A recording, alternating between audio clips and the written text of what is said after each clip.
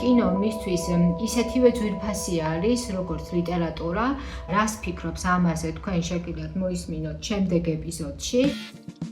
ჩვენი მეორე შეხვედრის დროს მან ასევე ისაუბრა მინი-სერიალის შესახებ, რომლის გადაღება პანდემიის დროს მოხდა. ამ ფილმში თამაშობენ ცნობილი მსახიობები, მათ შორის არის ჟან რენო და ის იხსენებს, რომ ეს იყო ერთ-ერთი ყველაზე სასიამოვნო პროცესი. მართლა ძალიან ხიარული პროცესი იყო. მართლა ძალიან ხიარული.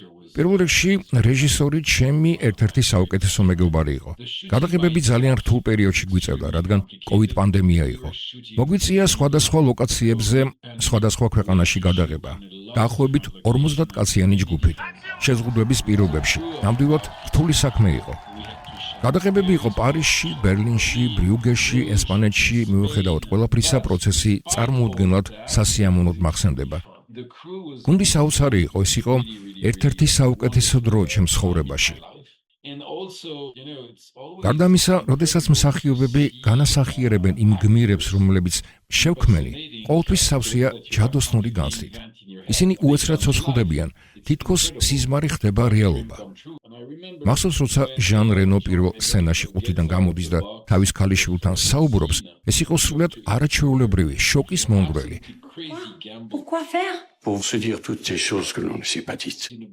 წიგნში შეგიძლია სიტყვებით წარმოიდგინო ყველაფერი, მაგრამ რეალურად სცენის შექმნა ძალიან რთული აღმოჩნდა.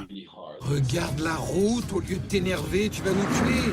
მარკ ლევი ამბობს, რომ კინოსა და ლიტერატურას შორის არის ბევრი რამ საერთო, თუმცა არის ძალიან დიდი სხვაობა, იმიტომ რომ როდესაც ადამიანი კითხულობს წიგნს, ის თავად არის რეჟისორი თავისი წარმოსახვის, ის თავად ანაწილებს როლებს, ხოლო როდესაც ის უყურებს ფილმს, რა თქმა უნდა, ამ ფილმში უკვე წარმოდგენილი არის ის სცენარი, რომელიც მას შესთავაზა.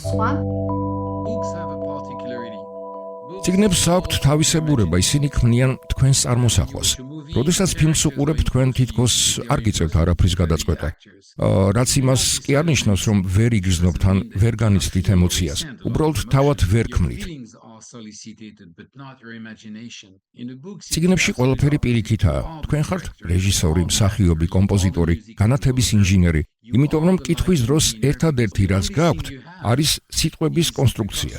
და ამ სიტყვებიდან თქვენ თავად აკეთებთ თითქმის მთელ იმ სამუშაოს, რასაც მთელი გადამღები გუნდის საუბარია დაახლოებით 60-70-80 ადამიანზე ხანდახან 200-ზეც კი ყველაფერზე თავად იღებთ გადაწყვეტილებას.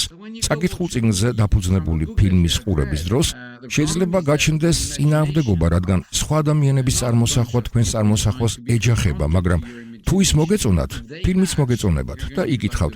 ეს ის წიგნი არ არის, რომელიც წავიკითხე.